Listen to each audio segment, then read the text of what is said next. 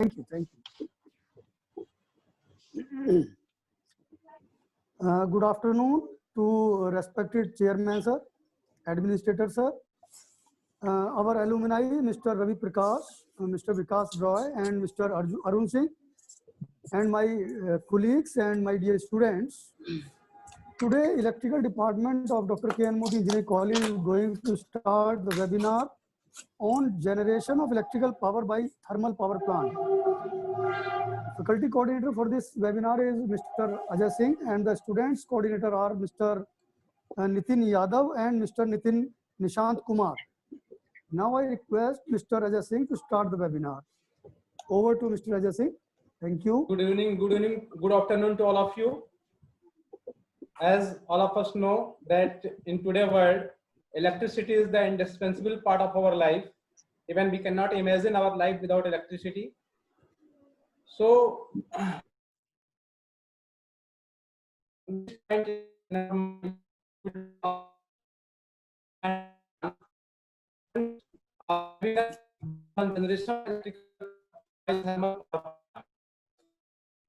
invite Mr. Nitin to start the webinar. Thank you, sir. I am Nitin Yadav. My friend Nishant Kumar. We both are pursuing diploma in electrical and electronics engineering.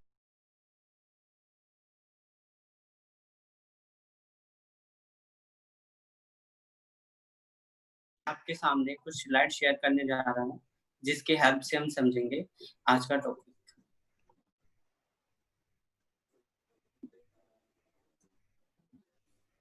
This is the front page of today's webinar. The topic is generation of electrical power by thermal power plant, presenting by Nitin and Nishant Kumar. Diploma in and coordinator Mr. Ajay Singh sir, and director Dr. Manoj Agarwal sir. Today topic is generation of electrical power by thermal power. Electricity के एक छोटे से छोटा equipment चलाने के लिए भी हमें इलेक्ट्रिसिटी की नीड पड़ती है. हम किसी भी कंट्री का डेवलपमेंट तभी बता सकते हैं जब हमें पता हो उस कंट्री में कितना प्रतिशत जनरेशन हो और कितना प्रतिशत हम उस कंट्री में से कंजप्शन यूज में ले रहे हो. तो मैं आज अब आपके सामने आगे की स्लाइड शेयर करने जा रहा हूँ. टॉपिक टू बी कवर्ड, जो आज हम इस वेबिनार में टॉपिक जो भी है कवर करेंगे. Introduction of power generation, next method of power generation, next what is power plant, next categories of power plant, next installed capacity by different sources in India till March 2020, next working principle of thermal power plant, next thermal power plant diagram, next the component used in thermal power plant, next how to control air pollution by ESP electrostatic precipitator, next working principle of ESP, next as handling system, next advantage of power plant, next disadvantages of power plant, next selection of site for thermal power plant, next installation power station capacity in India 2018, next top 5 largest power plant in India, next NCPC thermal power plant in India. तो आज हम ये सारे topic इस webinar में cover करेंगे. Next page. Introduction of power generation. It means हम electricity को जनरेट कैसे करते हैं. हमें इलेक्ट्रिसिटी जनरेट करने के लिए कुछ सोर्सेस की जरूरत होती है जिसकी मदद से हम इलेक्ट्रिसिटी को जनरेट करते हैं. हमारे जो सोर्सेज हैं वो है fossil fuels, renewable sources and nuclear sources. ये 3 टाइप्स के हैं. हम चलते हैं नेक्स्ट पेज में. Methods of power generation, these are 3 type. First will be fossil fuels. जो फॉसिल फ्यूल्स है वो हमारे एक लिमिटेड सोर्स है. रिन्यूएबल रिसोर्सेज ये हमारे नॉट लिमिटेड नहीं है. न्यूक्लियर सोर्सेज ये भी हमारे लिमिटेड है. जो हमारा फॉसिल फ्यूल्स में आता है कोयल, petroleum and natural gas. Renewable sources में जो हमारे आते हैं solar, wind and hydroelectric. Basically hydroelectric हमारा वाटर पे वर्क करता है. एंड देन न्यूक्लियर सोर्सेज में जो हमारा आता है radio active element like uranium, ये थोड़ा हार्मफुल होता है ह्यूमन बींग्स के लिए, तो इसका हम कम ही यूज करते हैं इलेक्ट्रिसिटी को जनरेट करने के लिए। Next page. What is power plant? Power plant होता क्या? पावर प्लांट एक इंडस्ट्री की फैसिलिटीज होती है जिसकी मदद से हम इलेक्ट्रिसिटी जनरेट करते हैं with one and more generator. Means हम एक या एक जनरेटर की मदद से एनर्जी को हम जनरेट करते हैं, और उसे जनरेट करने के लिए हमें सोर्सेस की मदद चाहिए होती है, सोर्सेस चाहिए होते हैं, जो कि हमने सोर्सेस पीछे अभी पढ़े हैं। तो हम उनकी मदद से, सोर्सेस की मदद से इलेक्ट्रिसिटी को जनरेट करते हैं। Next page. Categories of power plant, conventional and non conventional. Conventional में हमारे जो भी प्लांट्स आते हैं वो हमारे एक बेसिकली आप कह सकते हो कि लिमिटेड सोर्स की मदद से ही चलते हैं, और जो हमारे नॉन कन्वेंशनल में आते हैं वो नॉन लिमिटेड सोर्सेस नहीं है। तो जो हमारे कन्वेंशनल में आते हैं, first will B thermal power plant, nuclear power plant, gas power plant and diesel power plant. India में हम 69% हम कन्वेंशनल से इलेक्ट्रिसिटी जनरेट करते हैं, और कन्वेंशनल थोड़ा हार्मफुल भी होता है क्योंकि इससे थोड़ा पोल्यूशन होता है, बट हम तब भी इसका यूज करते हैं। बट हमारी जो गवर्नमेंट है वो अब नॉन कन्वेंशनल पे ज्यादा वर्क कर रही है, जिससे आने वाले समय में हम नॉन कन्वेंशनल से ज्यादा इलेक्ट्रिसिटी को जनरेट कर पाए, जिससे हमारा पोल्यूशन लेवल कम हो जाए। जो हमारे नॉन कन्वेंशनल में पावर प्लांट आते हैं वो hydro electric power plant, solar power plant, wind power plant and bio mass power plant. इससे हम 31% इलेक्ट्रिसिटी को जनरेट करते हैं in India. Next page. Install capacity by different sources in India till March 2020। ये इसी साल का 20 मार्च में 2020 का ग्राफ है। इसमें हम समझेंगे कि हम किस सोर्स से कितना प्रतिशत इलेक्ट्रिसिटी को जनरेट करते हैं। कोयल से हम 55.4% इलेक्ट्रिसिटी को जनरेट करते हैं, ब्लैक कलर। लार्ज हाइड्रो से हम करते हैं 12.3 इलेक्ट्रिसिटी को develop, blue colour. Small hydro से हम करते हैं 1.3% इलेक्ट्रिसिटी को जनरेट करते हैं, dark blue colour. Wind power से हम 10.2 इलेक्ट्रिसिटी को जनरेट करते हैं, light blue colour. Solar plant, इससे हम सोलर पावर, इससे हम 9.4 इलेक्ट्रिसिटी को जनरेट करते हैं, white colour. Biomass power plant, इससे हम 2.7 इलेक्ट्रिसिटी को जनरेट करते हैं, ग्रीन कलर। न्यूक्लियर, इससे हम 1.8 इलेक्ट्रिसिटी को जनरेट करते हैं, red colour. Gas power plant, इससे हम 6.7 इलेक्ट्रिसिटी को जनरेट करते हैं, light green colour. And last one diesel, इससे हम 0.1% इलेक्ट्रिसिटी को जनरेट करते हैं, पिंक कलर। तो हमने ग्राफ की मदद से समझा कि इंडिया में हम कौन कौन से सोर्सेज से कितना प्रतिशत हम इलेक्ट्रिसिटी को जनरेट करते हैं। हम चलते हैं नेक्स्ट पेज पर। Working principle of thermal power plant. जो हमारा थर्मल पावर प्लांट होता है वो वर्क कैसे करता है? तो हम सबसे पहले थर्मल पावर प्लांट में हम वाटर को बॉयलर में लेते हैं किसी भी वाटर सोर्स की मदद से, लाइक रिवर या लेक। फिर देन हम उस जो हमारा बॉयलर होता है उसका टेम्परेचर इंक्रीज करते हैं by burning of oil. It means कोयले को जलाकर हम फर्नेस में जो हमारा बॉयलर होता है उसका टेम्परेचर इंक्रीज करते हैं।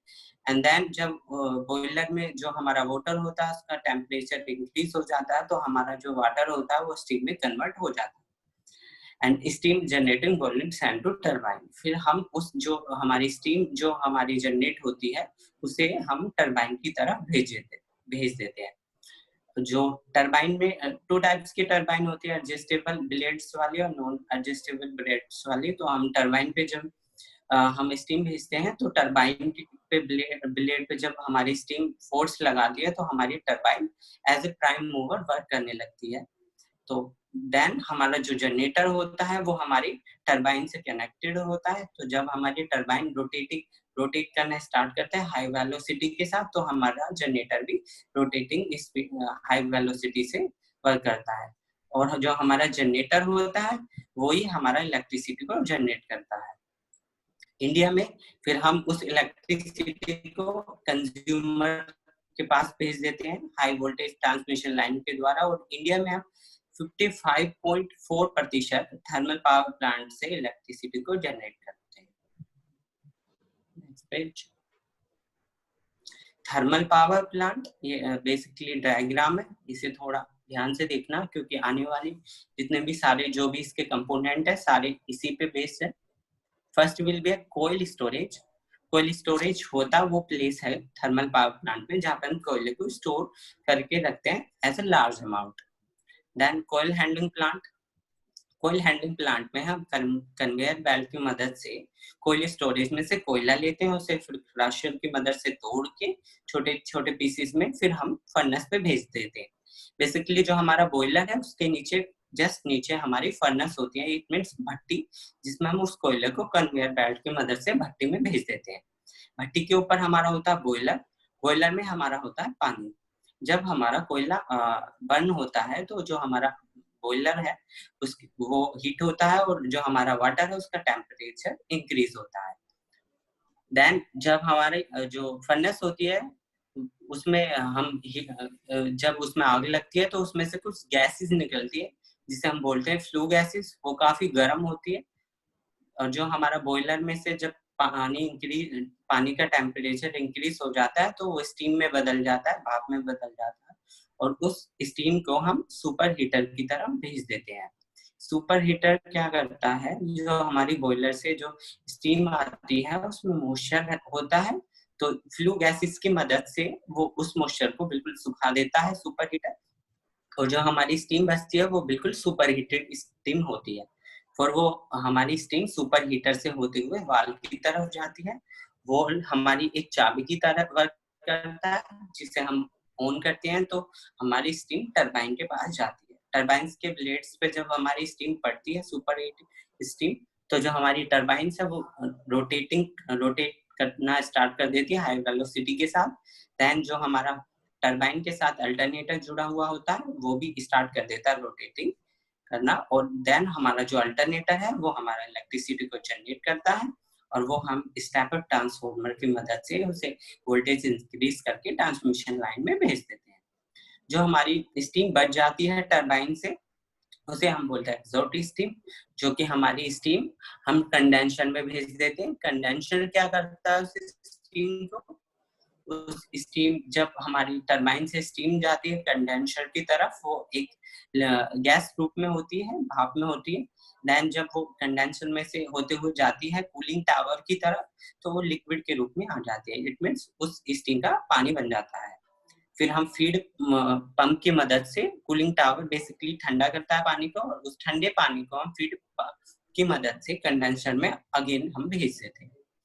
फिर आधा हमारा वाटर ट्रीटमेंट प्लांट, इसमें हम क्या करते हैं जो भी हमारा नेचर का जो भी सोर्स होता है पानी लेने का उसे हम काफी हाई लेवल के जो हमारे आरओ होते हैं उनसे हम इस पानी को साफ करते हैं जिसमें जो भी पानी में जो भी हार्डनेस या अशुद्धियां हो वो दूर हो जाए।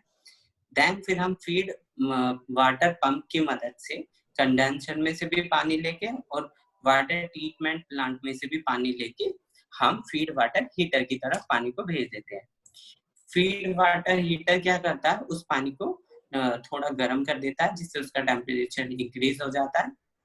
देन हम फिर वाटर हीटर से उस पानी को फिर भेज देते हैं इकोनोमाइजर। इकोनोमाइजर क्या करता है, जो हमारी सुपर हीटर में से भी जो फ्लू गैसेस बच जाती हैं वो इकोनोमाइजर उन फ्लू गैसेस की मदद से उस पानी को गर्म कर देता है और भी ज्यादा, और देन हम उस पानी को बॉयलर में भेज देते हैं जिससे हमारी बॉयलर की भी एफिशिएंसी इंक्रीज होती है। देन जो हमारी इकोनोमाइजर में जो हमारी फ्लू गैसेस बच जाती है वो हमारी जाती है एयर प्रीहीटर में। एयर प्रीहीटर क्या करता है, बाहर से एफडी फैन की मदद से फोर्स ड्रॉप फैन की मदद से एयर को लेता है, ठंडी एयर को, और एयर प्रीहीटर में उस एयर को गर्म करके और वो फर्नेस में भेज देता है क्योंकि जो हमारी भट्टी होती है हमें उसमें ऑक्सीजन चाहिए कोयले को जलाने के लिए।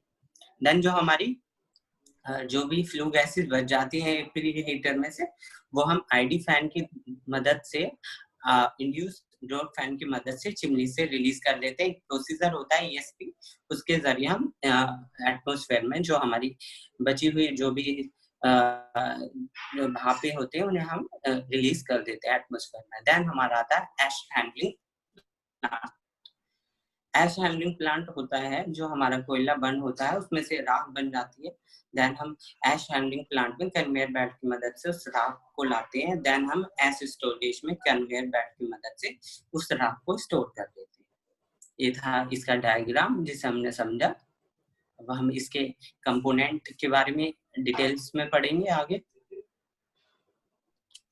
The component use in thermal power plant: कोयल स्टोरेज, कोयल handling plant, furnace, boiler. Basically boiler हमारे 2 टाइप्स के होते हैं, water tube boiler, fire tube boiler, then super heater, valve, turbine, alternator, step up transformer, short steam, condenser, then then cooling tower, feed pump, feed water heater, economizer, air preheater, and then chimney. अब हमें इन component को details में आगे पढ़ेंगे। कोयल storage. कोयल storage वह place होता है जहाँ पे हम कोयले को लार्ज अमाउंट में स्टॉक में रखते हैं। अगर किसी कारण से हमारा ट्रांसपोर्टेशन सिस्टम ठप हो जाए या बंद हो जाए, कोयला अगर हम तक ना आ पाए, तो हम कोयल स्टोरेज में से उस कोयले को ले लेते हैं, यूज में ले लेते हैं। देन कोयल स्टोरेज जो थर्मल पावर प्लांट होता है उसकी एक लाइफ लाइन होती है, क्योंकि हम कोयले की मदद से हम इलेक्ट्रिसिटी को जनरेट करते हैं with the help of water की मदद से।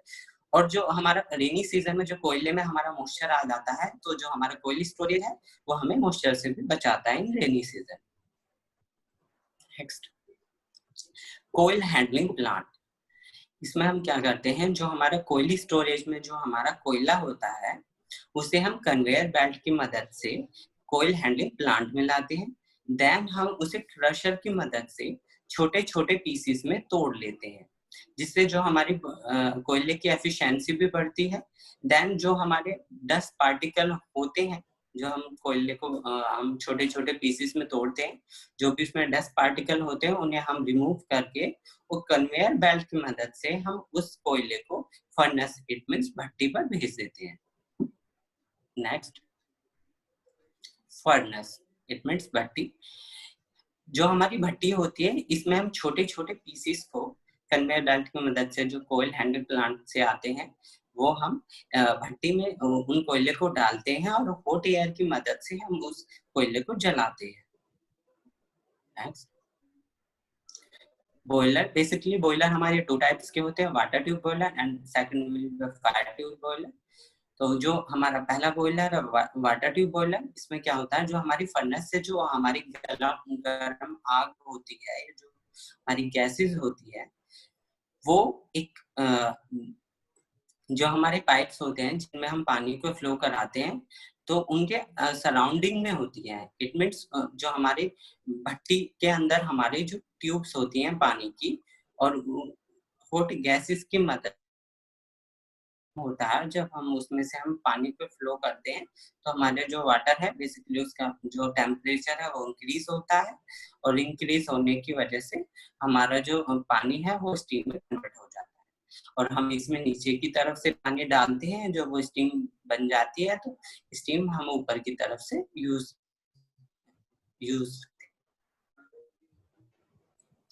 Fire tube boiler. Fire tube boiler जो हमारा होता है, इट मीन्स जो हमारा बॉयलर होता है उसके अंदर हमारी फर्नेस जो रहती है, ट्यूब्स रहती हैं जिनमें हम हीट फ्लो कराते हैं। जब हमारा जो गर्म पाइप्स हैं वो वाटर के कांटेक्ट में आते हैं, तो जो हमारे पानी है उसका टेम्परेचर इंक्रीज होता है, जिसकी मदद से जो हमारा पानी है वो लिक्विड से गैस में बदल जाता है, इट मीन्स स्टीम में बदल जाता है, और हम उस स्टीम को फिर आगे भेज देते हैं सुपर हीटर की तरफ। देन सुपर हीटर क्या करता है, इसमें हमारी ट्यूब्स रहती है आयरन की, जो हमारी फर्नेस से जो हमारी फ्लू गैसेस निकलती है, जो गर्म भापें निकलती है भट्टी से, वो जो भापें होते हैं वो इन पाइप्स में से होते हुए ऊपर की तरफ जाती हैं। देन हम इन पाइप के अंदर जो हमारा स्टीम होती है, मॉइस्चर, उस स्टीम में हमारा मॉइस्चर होता है।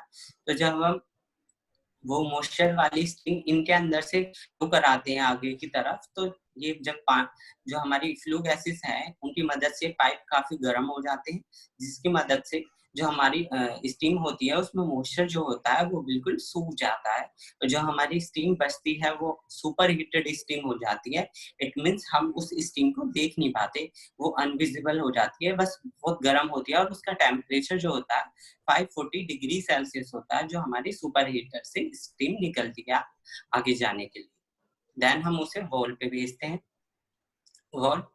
वॉल एक चाबी की तरह वर्क करता है। जब तक हम उसे ऑन नहीं करेंगे तो जो हमारी स्टीम है वो आगे नहीं जाएगी। और देन जब हम उसे ऑन कर देते हैं तो जो हमारी सुपर हीटर स्टीम है वो हमारी टरबाइन की तरफ चली जाती है। Next, turbine. टरबाइन जो होती है हमारी 2 टाइप्स की होती है, जिसमें हम ब्लेड एडजस्टेबल वाली होती है और एक में फिक्स होती है। वो अकॉर्डिंग टू नीड हम यूज करते हैं कि हमें कितना मतलब कितना बड़ा प्लांट है या छोटा प्लांट है उसके अकॉर्डिंग। तो जो हमारी जो स्टीम आती है सुपर हीटेड, जब वो उसके ब्लेड्स पे पड़ती है तो जो हमारी टरबाइन है वो घूमना स्टार्ट कर देती है। जो हमारी टरबाइन है वो works as prime mover work करती है। इट मीन्स अगर हम किसी जनरेटर को अगर हम चलाते हैं तो हम उसका जो हैंडल रहता है उसे घुमाते हैं। तो ऐसी जो हमारी टरबाइन जब वो घूमती है तो जो हमारा जनरेटर होता है वो शाफ्ट की मदद से टरबाइन से जुड़ा हुआ होता है, तो हमारा जनरेटर भी घूमना स्टार्ट कर देता है। तो टरबाइन बेसिकली जो हमारी सुपर स्टीम आती है, सुपर हीटेड स्टीम जो आती है उससे हमारी हाई वेलोसिटी के साथ घूमना स्टार्ट कर देती है। Next, alternator. It means generator. जो हमारा अल्टरनेटर होता है वो जो वर्क करता है, जो हमारी मैकेनिकल एनर्जी है उससे हमारी इलेक्ट्रिकल एनर्जी में बदल देता है। ये जो वर्क करता है ये शाफ्ट की मदद से हमारा टरबाइन के साथ जुड़ा हुआ होता है। और अल्टरनेटर जो हमारा प्रिंसिपल पे वर्क करता है वो Faraday law of electromagnetic induction पे। इट मींस जो अगर फैराडे लॉ मैग्नेटिक इंडक्शन जो लॉ है वो फिजिक्स में है, हमने पढ़ा हुआ है। अगर हम किसी करंट कंडक्टर को किसी परमानेंट मैग्नेटिक फील्ड के अंदर रखें और उस कंडक्टर को हम मूव कराएं तो मैग्नेटिक जो हमारी लाइंस होती है उसे कट करता है, जिसकी मदद से हमारा फ्लक्स इंड्यूस होता है। और जब हमारा फ्लक्स इंड्यूस होता है तो हमारी ईएमएफ भी इंड्यूस होती है। और जब हमारी ईएमएफ इंड्यूस होती है तो हमारा वोल्टेज बन जाता है। तो हम इसे बोलते हैं E equal to minus d phi upon d t. जो d phi upon d t होता है हमारा rate of change in flux होता है पर टाइम। अब हम चलते हैं नेक्स्ट, स्टेपर ट्रांसफॉर्मर। जो हमारा जो जनरेटर हमारा जो इलेक्ट्रिसिटी को जनरेट करता है इसको वो हम वोल्टेज स्टेपर ट्रांसफॉर्मर की तरफ भेज देते हैं। स्टेपर ट्रांसफॉर्मर बेसिकली क्या करता है, जो हमारी 15.75 केवी वोल्टेज है उसे इंक्रीज कर देता है 400 केवी वोल्टेज में। और ये इंक्रीज करके हम इसे जो वोल्टेज होती है हम हाई वोल्टेज ट्रांसमिशन लाइन के द्वारा हम इसे ट्रांसमिशन कर देते हैं। अब मैं अपने फ्रेंड निशांत कुमार से रिक्वेस्ट करूंगा कि वो आगे कंटिन्यू करें।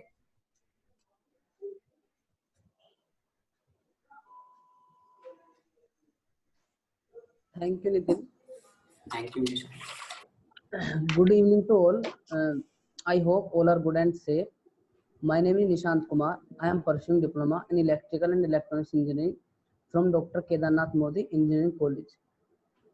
जैसा कि हमारा टॉपिक है generation of electrical power by thermal power plant, and my friend Nitin Yadav ने उसके बेसिक प्रिंसिपल एंड उसके डायग्राम एंड अदर कंपोनेंट के बारे में बताया। तो हम आगे कंटिन्यू करते हैं उसके कुछ और कंपोनेंट्स के बारे में। तो मैं अपनी कुछ स्लाइड शेयर करना चाहूँगा आपके साथ।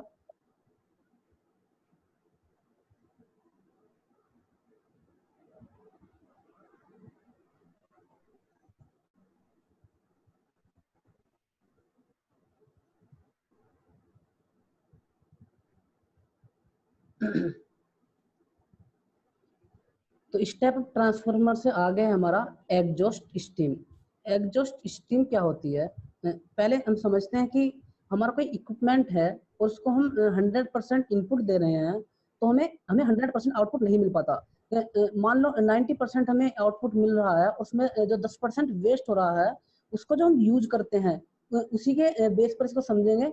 जो हम स्टीम दे रहे हैं, हम अपने जो टरबाइन पर स्टीम आ रही है, जो उसमें कुछ स्टीम वेस्ट हो रही है उसको जो हम एग्जॉस्ट कर रहे हैं उसी को क्या बोलेंगे हम, एग्जॉस्ट स्टीम।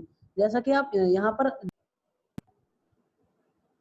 ये एग्जॉस्ट टरबाइन दिखाई गई है यहाँ पर, और इससे जो नीचे आ रही है स्टीम आ रही है जो कि कहाँ पर जा रही है, हमारी कंडेंसर पर। अब कंडेंसर क्या होता है इसको समझते हैं हम। ये हमारा कंडेंसर। कंडेंसर क्या होता है, कंडेंसर में बेसिकली हमारे आयरन की ट्यूब्स होती हैं जिसमें हम जिसके सराउंडिंग में हमारी स्टीम, एग्जॉस्ट स्टीम जो होती है उसको वो घूमती है, जिससे उसको हम क्या करते हैं, जिसमें हमारी ट्यूब्स जो होती है कंडेंसर में, आयरन ट्यूब्स, उसमें कूलिंग टावर की मदद से हम ठंडे पानी को फ्लो कराते हैं, जिससे हमारे जो स्टीम है वो कन्वर्ट हो जाती है किसमें, लिक्विड फॉर्म में।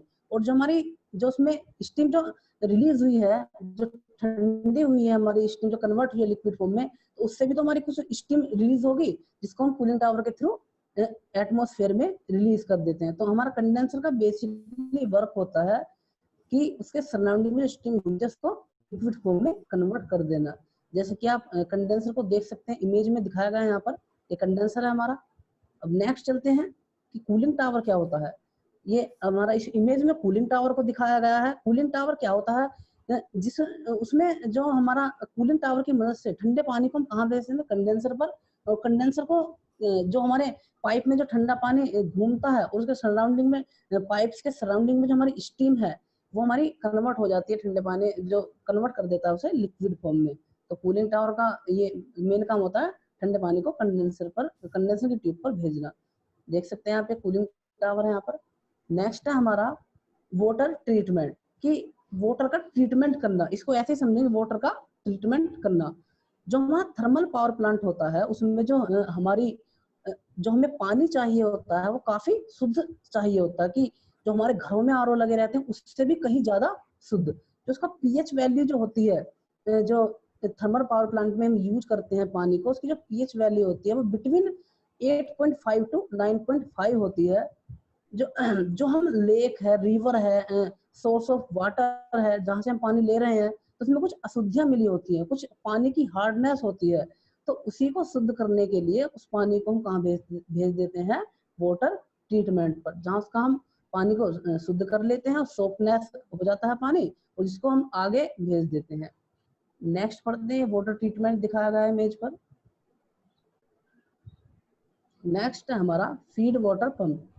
फीड वाटर पंप क्या होता है, फीड वाटर पंप हमारा वाटर ट्रीटमेंट से और कंडेंसर से जो हमारे स्टीम लिक्विड हुई है उसको हम फीड वाटर पंप की सहायता से फीड वाटर हीटर पर भेज देते हैं। तो उसका मेन वर्क यही होता है कि पानी को कंडेंसर और ट्रीटमेंट से लेता है और कहाँ पर भेज देता है, फीड वाटर हीटर पर।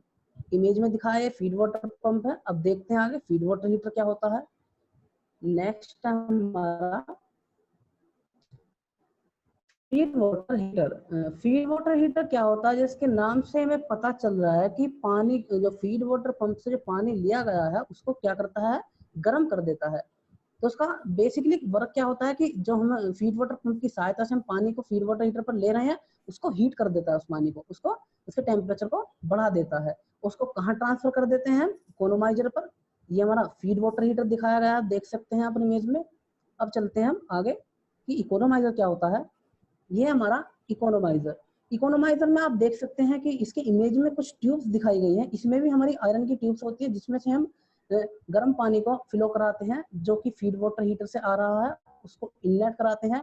और जो हमारी सुपर हीटर से जो फ्लू गैसेस आ रही हैं इकोनोमाइजर पर, तो कहाँ पर टकराती है, हमारी आयरन की ट्यूब्स पर। जब आयरन की ट्यूब्स गर्म हो जाती हैं तो हमारा जो उसमें पानी फ्लो हो रहा है, वाटर जो गर्म पानी फ्लो हो रहा है वो भी हमारा टेम्परेचर उसका बढ़ जाता है। उसको हम कहाँ पर आउटलेट करा देते हैं, उसको बॉयलर पर, जिससे बॉयलर की इफिशियंसी बढ़ जाती है और हमारी जो कोयला है उसकी कम खपत लगती है। तो इससे हमारी प्लांट की भी एफिशिएंसी बढ़ जाएगी और बॉयलर की भी एफिशिएंसी बढ़ जाएगी। तो इकोनोमाइजर दिखाया गया है, इसका वर्क यही होता है। नेक्स्ट चलते हैं नेक्स्ट हमारा air pre heater. Air pre heater क्या होता है? एयर प्री हीटर हमारा एफडी फैन से जुड़ा होता है। एफडी फोर्स्ड ड्रॉट फैन, ये क्या करता है? हमारा जो हमारे बाहर से एयर को लेता है और जो हमारी सुपर हीटर से इकोनोमाइजर और इकोनोमाइजर के थ्रू जो हमारी फ्लू गैसेस आ रही है एयर प्री हीटर पर, उससे क्या होता है, उसमें जो उसमें एयर आई है उसको गर्म कर देता है और उसको एयर को कहाँ पर भेज देते हैं? फर्नेस पर, जिससे हमारा कोयला जलता है। तो एयर प्री हीटर का वर्क होता है जैसा कि इसमें दिखाया गया है। एयर प्री हीटर है हमारा। नेक्स्ट पर चलते हैं हम। चिमनी, ये चिमनी दिखाई गई है हमारी। चिमनी क्या होती है? जो हमारी लास्ट में जो फ्लू गैसेस आ रही हैं, जो उसको क्या करता है? आईडी फैन के थ्रू, इंड्यूस्ड ड्रॉट फैन के थ्रू हम चिमनी में भेज देते हैं और चिमनी से उसे कहाँ पर रिलीज करा देते हैं? एटमॉस्फेयर में। जो हमारी फ्लू गैसेस होती हैं उसमें कुछ गैसेस भी होती हैं, ऑक्साइड है, हमारी सल्फर है, ये कुछ इसमें कुछ ऐसी गैसेस होती हैं। और जो चिमनी की जो हाइट लेते हैं वो हम अपने जो हमारे प्लांट है उसमें अपने आप से नहीं ले सकते, वो गवर्नमेंट इशू कराती है कि इसको कितना रखना चाहिए, जो जिससे हमारी ओजोन लेयर जो है, जो हमारे फ्लू गैसेस हैं, जो वेस्ट गैसेस हैं, उनकी जो एटमॉस्फेयर में रिलीज कर रहे हैं, उनके द्वारा हमारी जो ओजोन लेयर को कोई नुकसान ना पहुंचे। तो उसकी जो हाइट है वो हमारी गवर्नमेंट इशू कराती है। ये चिमनी दिखाई गई यहाँ पर। नेक्स्ट चलते हैं। ये हमारा ESP, how to control of air pollution by ESP, electrostatic precipitator. ये क्या होता है? जो हम यदि हम ऐसे देखें कि जो हमारी फ्लू गैसेस हैं उसमें कुछ डस्ट पार्टिकल भी होंगे जो लास्ट में आ रही हैं, उसमें कुछ कार्बन के पार्टिकल भी होंगे, कुछ ऐश भी होगी, फ्लाई ऐश। यदि इसको हम डायरेक्टली चिमनी के थ्रू एटमॉस्फेयर में रिलीज कर दें तो हमारा पोल्यूशन काफी हद तक बढ़ जाएगा। तो इसी को कंट्रोल करने के लिए हम चिमनी से पहले क्या लगाते हैं? ESP। ESP क्या होता है? यहाँ पर देख सकते हैं आप, लेफ्ट हैंड पर दिखाया गया, इसमें गैस आउटलेट है, एक तरफ है गैस इनलेट है और ऊपर की तरफ हाई वोल्टेज सिस्टम और नीचे लगे होते हैं होपर्स। इसमें क्या होता है? हमारे जो डस्ट पार्टिकल इकट्ठा होता है इसको हम इसमें आउटलेट करा लेते हैं। ये हमारा ESP दिखाया गया है। इसका वर्किंग प्रिंसिपल क्या होता है इसको नेक्स्ट स्लाइड में पढ़ते हैं। Working principle of ESP, electrostatic precipitator का सिद्धांत क्या होता है? इसमें दो प्लेट्स होती हैं और एक बीच में होती है हमारी discharge electrode at negative polarity, जिसमें नेगेटिव पोलैरिटी होती है। और जो दो प्लेट होती है ऊपर की तरफ, ये है हमारी पॉजिटिव प्लेट्स, इनको बोलते हैं कलेक्टिंग प्लेट्स भी बोलते हैं इनको। तो वर्किंग प्रिंसिपल जो होता है ये बेसिकली क्या इलेक्ट्रोस्टैटिक के प्रिंसिपल पर ही बेस होता है कि जब हमारा, यदि हम ऐसे देखें, हम जानते हैं कि जो हमारे पॉजिटिव चार्ज होते हैं वो आपस में क्या करते हैं? रिपल करते हैं, और पॉजिटिव नेगेटिव क्या करते हैं? आपस में अट्रैक्शन करते हैं। तो इसी प्रिंसिपल पर ये जो हमारा ESP का प्रिंसिपल है इसी पर काम करता है। जब हम गैस फ्लो कराते हैं, वेस्ट गैस फ्लो कराते हैं, कहाँ पर? इसमें इनके प्लेट्स के बीच में फ्लो कराते हैं, जो हमारे लगा हुआ है बीच में डिस्चार्ज इलेक्ट्रोड कराते हैं। तो इसमें क्या होता है? हमारा हाई वोल्टेज DC होती है। इसके जो इसमें इलेक्ट्रोड में क्या होती है? नेगेटिव इलेक्ट्रोड जो दिखाया गया है यहाँ पर बीच में, इसमें क्या होता है? हाई वोल्टेज DC, जिसकी वैल्यू कितनी होती है? 32 से 80 किलो वोल्ट DC होती है ये। जैसे इसमें फ्लो कराते हैं हम DC करंट, तो इसमें हमारा चुंबकीय क्षेत्र बन जाता है चारों तरफ इसके। और जब हम फ्लो गैस को इसमें से फ्लो कराएंगे तो क्या होगा? ये हमारी जो गैस है, वेस्ट गैस जो है, जिसमें कुछ पार्टिकल है डस्ट पार्टिकल आयनाइज हो जाएंगे और इन पे निगेटिव चार्ज आ जाएगा, क्योंकि हमारा जो इलेक्ट्रोड है वो काफी हाईली निगेटिव चार्ज है इस पर। तो इस पर भी क्या हो जाएगा? आयनाइजेशन होकर के डस्ट पार्टिकल पर क्या आ जाएगा? निगेटिव चार्ज आ जाएगा। जब डस्ट पार्टिकल पर नेगेटिव चार्ज आ गया और हमारी जो दो प्लेट्स हैं, इमिटिंग प्लेट्स जो है जिनको बोलते हैं कलेक्टिंग प्लेट, उन पर क्या है? पॉजिटिव चार्ज है। तो बेसिकली क्या होगा? दोनों में अट्रैक्शन होगा, यानी हमारी डस्ट पार्टिकल जो कहाँ पर चले जाएंगे? कलेक्टिंग प्लेट पर चले जाएंगे। और जो हमारी क्लीन एयर है उसको हम इनलेट करा लेंगे, आउटलेट करा लेंगे, और कहाँ? चिमनी के थ्रू एटमॉस्फेयर में रिलीज करा लेंगे। तो ये हमारी जो क्लीन गैस होती है 90% क्लीन होती है, इसमें कोई कार्बन का पार्टिकल नहीं होता। ये हमारा जो दिखाया गया है इलेक्ट्रोड जो है जिसके चारों तरफ चुंबकीय क्षेत्र बना है, कोरोना इफेक्ट बेस होता है। कोरोना इफेक्ट जो होता है वो होता है जब हम किसी कंडक्टर में वोल्टेज फ्लो कराते हैं, हाई वोल्टेज फ्लो कराते हैं, तो उसके आसपास की जो एयर होती है वो आयनाइज हो जाती है, इसी को क्या बोलते हैं, कोरोना इफेक्ट। और यहाँ पर भी सेम है। तो ये है हमारा वर्किंग प्रिंसिपल ऑफ ईएसपी जिसको हमने समझा। नेक्स्ट चलते हैं। नेक्स्ट है हमारा एश हैंडलिंग सिस्टम। एश हैंडलिंग सिस्टम क्या होता है, जो हमारा कोयला जलने के बाद जो हमारी राख बचती है उसको हम हैंडल कैसे करें। तो इसका 2 टाइप्स होते हैं, dry ash system and next wet ash system. Dry ash system को हम या तो बाई ट्रक या किसी के भी द्वारा, किसी वाहन के भी द्वारा हम उसको उसके भंडारण पर पहुंचा देते हैं, या हम भूमि को भरने में काम में ले लेते हैं ड्राई एश को। ये ड्राई एश सिस्टम होता है, इसका यूज हो जाता है। नेक्स्ट है वेट एश सिस्टम। जो हमारी ड्राई एश होती है उसको पानी में मिला करके इसका घोल बना लेते हैं और उसको किस में यूज ले लेते हैं, या तो ईंट बनाने में, या हमारी जो है गेट बनाने में, या फिर हमारी जो सड़क है जहाँ पर गड्ढे हैं उनको फिल करने में यूज कर लेते हैं। तो हमारी एश जो है हमारी वो हैंडल हो जाती है, वो मतलब खराब नहीं जाती। तो ये हमारा एश हैंडलिंग सिस्टम था कि एश को कैसे हैंडल करते हैं। अब नेक्स्ट स्लाइड पर चलते हैं।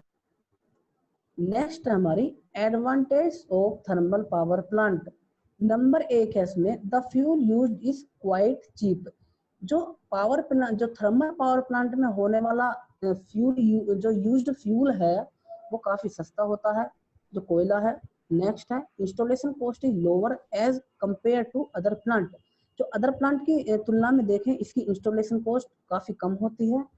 नेक्स्ट है less space is required in comparison to hydro power plant.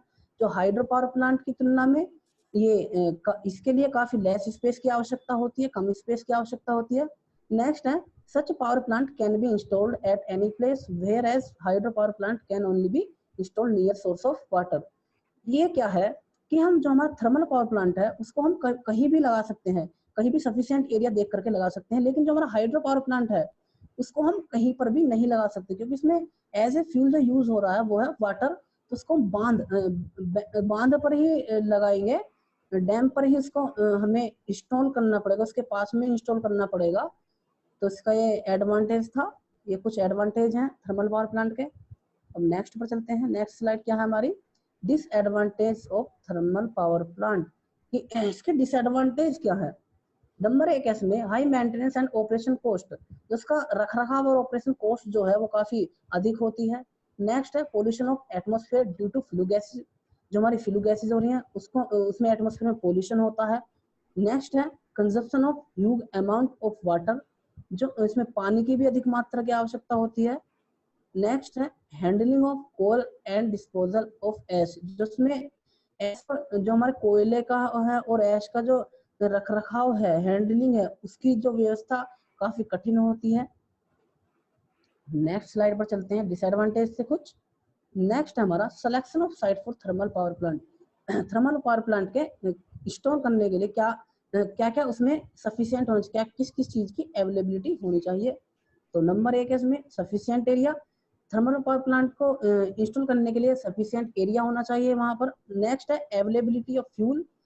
Thermal power plant को वहां इंस्टॉल करना चाहिए जहां पर फ्यूल की अवेलेबिलिटी हो, यानी कि कहीं ऐसा ना हो कि हमारा जो फ्यूल है वो कहीं बाहर विदेश से मंगाया जा रहा है, कि हमारा प्लांट जो काफी दिनों तक बंद पड़ा है, तो वहां पर नियर बाय ही कहीं हमारी फ्यूल की अवेलेबिलिटी होनी चाहिए।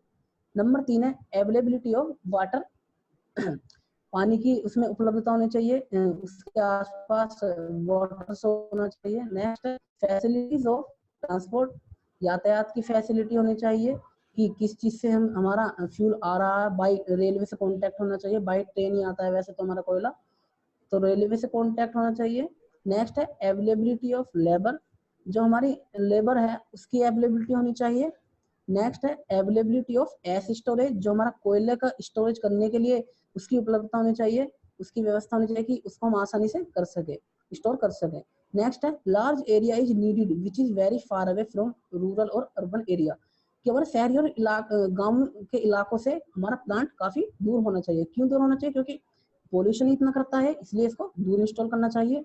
नेक्स्ट है import of coal should be nearby of thermal power plant by which it can be easily available in bad situation.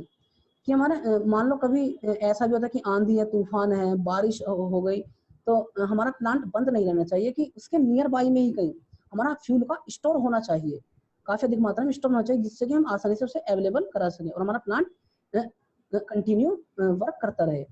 Next है worker should be experienced by which work can be easily done और safety done. जो हमारे worker हैं वो काफी अनुभवी होनी चाहिए और जो क्योंकि प्लांट में काम करने सुरक्षित रूप से काम कर सकें और आसानी से काम कर सकें, कोई कठिनाई नहीं आनी चाहिए। ये कुछ सिलेक्शन ऑफ साइट थे फॉर थर्मल पावर प्लांट के लिए। अब नेक्स्ट स्लाइड पर चलते हैं। ये कुछ installed power station capacity in India 2018। इसको हमने सेक्टर वाइज में बांटा है, यहाँ पर देख सकते हैं आप। ये सेक्टर हमारा सेंट्रल है, इसमें स्टेट है, प्राइवेट है और ऑल ओवर इंडिया है इसमें। यहाँ इसमें जो दिखाया गया है कोल बेस जो हुआ है 2018 में 56.89% है, गैस का है 7.21%, डीजल का है 0.24% एंड सब टोटल थर्मल हुआ बना 64.34%। अब देखते हैं न्यूक्लियर में कितना हुआ। न्यूक्लियर में हुआ हमारा 1.97। ये कम है, इसलिए कम है क्योंकि जो हमारा एज ए फ्यूल है, यूज होने वाला फ्यूल जो है वो हमारा यूरेनियम होता है इसमें, तो ये हम आसानी से अवेलेबल नहीं करा पाते क्योंकि काफी हमारा एक्सपेंसिव होता है, महंगा होता है काफी, तो इसलिए हम इसे आसानी से अवेलेबल नहीं करा पाते। और अब चलते हैं रिन्यूएबल सोर्स पर। हाइड्रो है इसमें पहला, ये है इससे जनरेशन है ये 13.20% एंड अदर रिन्यूएबल सोर्स है 20.49% एंड सब टोटल रिन्यूएबल हुआ हमारा 33.69% एंड टोटल 100%। तो हमारा है 2018 का। अब नेक्स्ट स्लाइड पर चलते हैं। ये हमारे top 5 largest power plant in India कि कहाँ पर सबसे ज्यादा जनरेशन हो रहा है। टॉप 5 प्लांट जो है हमारे ये हैं। नंबर 1 है हमारा Vindhyachal thermal power station Madhya Pradesh, जो सिंगरौली डिस्ट्रिक्ट में पड़ता है। इससे कितना हो रहा है जनरेशन?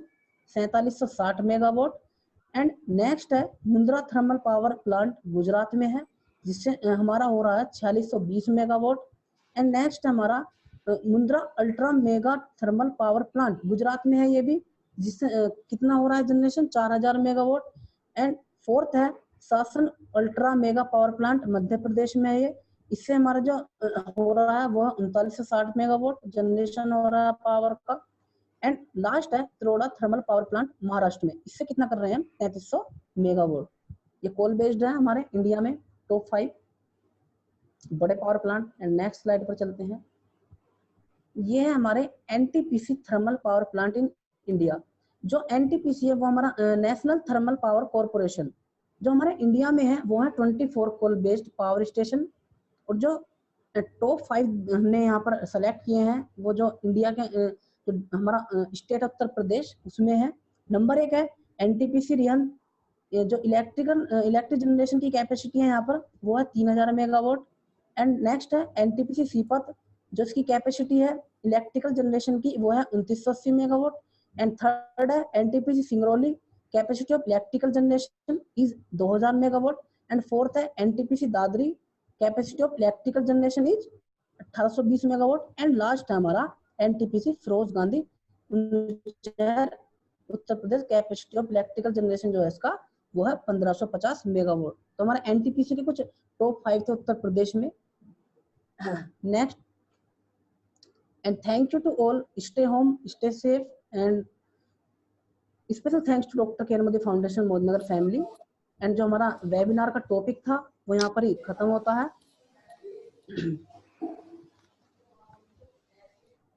यदि किसी को इससे रिलेटेड कुछ क्वेरी हो तो प्लीज आप पूछ सकते हैं। Thank you. If anyone have any query, please ask. Now, I would like to invite my alumni, Mr. Ravi Prakash. Ravi Prakash, are you there? Ravi? Ravi, are you listening me? Hello, Ravi Prakash? Ravi, are you listening me? Yes sir. Ravi, I hope कि आपने हमारे students के presentation को enjoy किया होगा। बहुत अच्छा sir, अच्छा, बहुत अच्छा इन्होंने प्रेजेंटेशन तैयार किया था। हाँ, बहुत बढ़िया बच्चों ने प्रेजेंट किया। आपका फीडबैक क्या है बच्चों के लिए? क्या कहना चाहेंगे हमारे बच्चों को? बहुत अच्छा काम किया इन लोगों ने, ऐसे ही आगे सर ये तैयार करते रहें, क्योंकि सक्सेस के लिए तो हार्ड वर्क के साथ साथ सर स्मार्ट वर्क भी करना पड़ेगा ना। बहुत बढ़िया, बहुत बढ़िया। हार्ड वर्क तो सर आजकल सब कर रहे हैं, जी, जी। लेकिन हार्ड वर्क तभी एफिशिएंसी जब उसमें कुछ आपने टाइम शुरू कराया था जो क्लास प्रेजेंटेशन था सर, जी, जी। उसका काफी पॉजिटिव इम्पैक्ट आया था हम लोग के ऊपर सर। बहुत बढ़िया, बहुत बढ़िया, बहुत बढ़िया। अब और इसमें सर एक दो चीज इनको ऐड करने के लिए मैं बोलूंगा सर। इन्होंने जो रिन्यूएबल सोर्स ऑफ एनर्जी जो बोला था उसमें एक जियोथर्मल है सर, वो इन्होंने मिस कर दिया था जो है। हाँ, हाँ जी सर। वो जो 10,000 मेगावाट के आसपास सर इंडिया में भी प्रोडक्शन हो रहा है जियोथर्मल का। तो हमारे स्टूडेंट्स सुन रहे हैं? Nishant and Nitin, are you listening? Yes sir. हाँ, तो Yes please sir. Yes sir. Consider, Yes ठीक sir. है ना, Yes sir. Definitely geothermal sir. Also, ठीक है ना। वो डिसएडवांटेज था उसमें आपने एफिशिएंसी Yes. मेंशन नहीं किया था। डिसएडवांटेज इसकी एफिशिएंसी होती है वो ऑलमोस्ट 40% के आसपास होती है, जो कि काफी कम है। Yes. तो Yeah. Yeah. प्लीज हाँ इन दो चीजों को ऐड कर लीजिए। बाकी आपका प्रेजेंटेशन बहुत अच्छा था, आप ऐसे ही मेहनत करते रहें। Very Thank good, you. Very good. Sir thank you sir. Thank you sir. Ravi, आपको कैसा लगा हमारे साथ ज्वाइन करके? सर बहुत अच्छा लगा, मैं तो वेट कर रहा था सर लास्ट टाइम भी सर, जब आप, मैं तो मिस करता हूँ सर कॉलेज को और आप लोगों को सर। बहुत बढ़िया, कभी कभी बहुत तो बढ़िया। मौका मिलता है सर आपसे जुड़ने के लिए।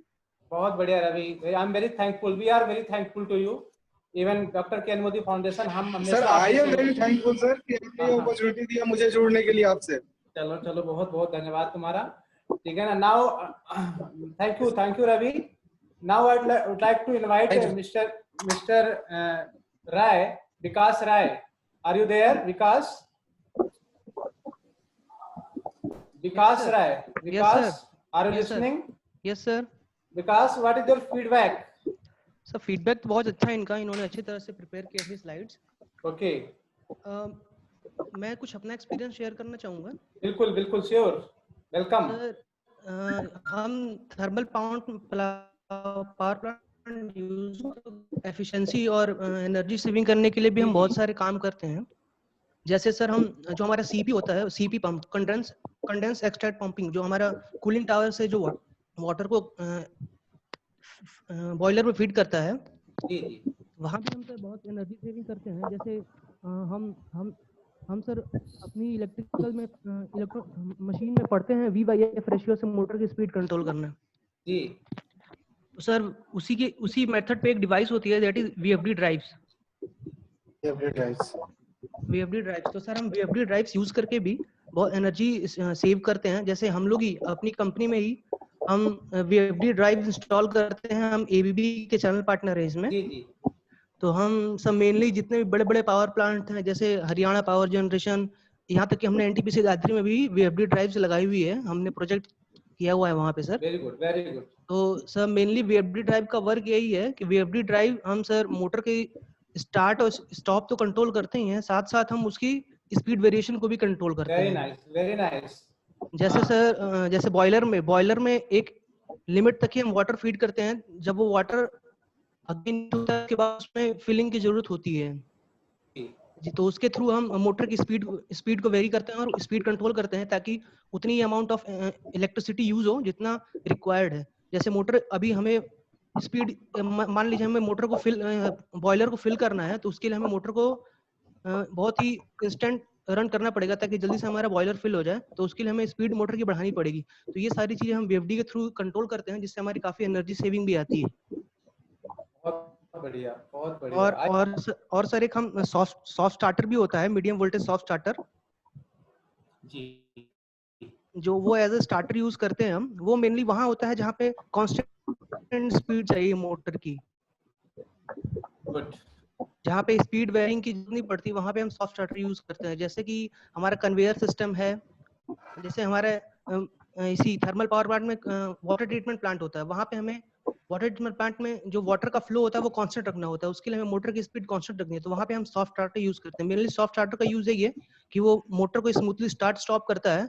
आफ्टर दैट जैसे मोटर स्मूथली स्टार्ट हो गया तो उसके बाद वो कट ऑफ हो जाता है, और हम मोटर को हम बाईपास आइसोलेटर से या मेनली ड्यूअल स्टार्टर से यूज करते हैं।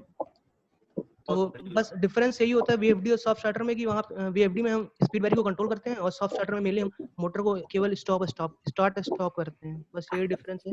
और यही हमारा एनर्जी सेविंग है जो हम थर्मल पावर में आजकल काफी यूज कर रहे हैं, जिससे हमारी काफी एनर्जी एफिशिएंसी होती है। बहुत बढ़िया विकास, बहुत बढ़िया। Thank you sir. मुझे पूरी उम्मीद है कि हमारे जो स्टूडेंट्स जुड़े होंगे अभी, उन्होंने बहुत कुछ सीखा होगा। ये इंडस्ट्रियल एक्सपीरियंस है हमारे स्टूडेंट्स का, जो पुराने स्टूडेंट्स हैं, आपके सीनियर्स हैं, तो उनके एक्सपीरियंस से आपको बहुत कुछ सीखना है। I am very thankful to Vikas कि आपने इतनी बढ़िया चीजों को शेयर किया हमारे बच्चों के साथ में, जिससे इनको कुछ और सीखने को मिला। आप विकास में जानना चाहूंगा कि आपको कैसा लगा हमें ज्वाइन करके? तो मुझे तो बहुत अच्छा लगा, कॉलेज के टाइम की याद आ गई। काफी मिस करते हैं सर हम। बहुत बढ़िया Vikas. I am very thankful to you कि आप लोगों ने जो है हमारी रिक्वेस्ट को मान करके आप हमें ज्वाइन किए। I am very thankful to you. Now I would like to invite Arun. Arun, are you there? Yes sir. Arun, what is your feedback for our students? Sir बहुत ही अच्छा था, मतलब इनका प्रेजेंटेशन तो अच्छा था। इन्होंने बहुत सारी चीजें मतलब थ्योरेटिकली एक्सप्लेन की और बहुत ज्यादा उन्होंने बताया जितना इन्होंने कलेक्ट कर सकते थे। बट मैं इन लोगों को एक ही चीज सजेस्ट करना चाहूंगा, जैसे ये चीजें जो स्टडी करते हैं ना, इसके साथ प्रैक्टिकल चीजें भी, जैसे इक्विपमेंट कैसे होते हैं, कैसे दिखते हैं, उनका ऑपरेशन कैसा होता है, ये सब अगर वो प्रैक्टिकली इस टाइम टू टाइम देखें जो सॉफ्ट स्टार्टर के बारे में भी विकास ने बताया। उसके बाद स्टार डेल्टा स्टार्टर, हम लोग थ्योरेटिकली इन सबको स्टडी करते हैं, बट अगर हम प्रैक्टिकली इनको देखें कि इक्विपमेंट होते कैसे हैं, कैसे ऑपरेट करते हैं ना, तो हमारा ज्यादा कॉन्सेप्ट क्लियर होगा और ये बहुत ज्यादा आगे काम आने वाला है। और ये जो सेफ्टी डिवाइसेस होती है, यानी कि इनके बारे में भी हम पढ़े क्या क्या सेफ्टी डिवाइसेस लगी होती है वहाँ पे। तो ये जैसे थर्मल पावर प्लांट्स हैं, वहाँ भी हम बहुत सारी सेफ्टी डिवाइसेस लगे रहती हैं, उनके बारे में अगर स्टडी करें तो ज्यादा हेल्पफुल होगा। हमारी इंडस्ट्री में आने पे हमारी थ्योरी जो है हमने पढ़ी, अगर हम इसके साथ साथ अगर प्रैक्टिकल थोड़ी चीजें देखे होंगे और जाने होंगे ना, तो ये बहुत हेल्पफुल होंगी आगे। बहुत बढ़िया और बहुत ज्यादा आगे काम आएंगे।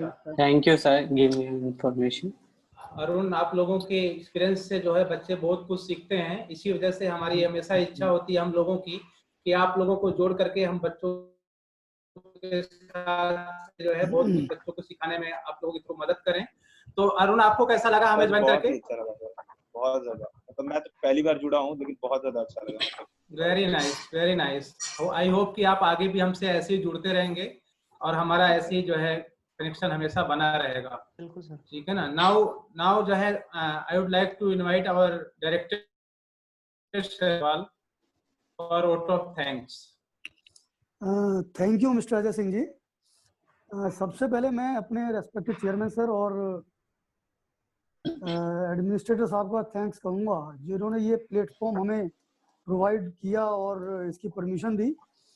और इसके एडिशन में मैं जो हमारे एलुमिनाइज हमारी रिक्वेस्ट पर यहाँ आए, मिस्टर रवि जी, मिस्टर विकास जी और मिस्टर अरुण सिंह जी को धन्यवाद कहूँगा, क्योंकि इन्होंने जो अपने वैल्यूएबल सजेशंस दिए और सबसे इम्पोर्टेंट कि आप लोगों ने जो हमें टाइम दिया, really I am very thankful to you and also thankful to directors of different colleges and also the faculty members who have joined us, and also our Mr. Ajay Singh, our faculty coordinator, and our students coordinator Mr. Nishant and Mr. Nitin, who have performed well in this webinar.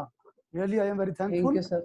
And also thankful to all the members, all the faculty members and all the students who have attended this webinar. Really, I am very thankful to all. Thankful. Thank you so much. I'm very thankful to IT department also. Thank you, sir.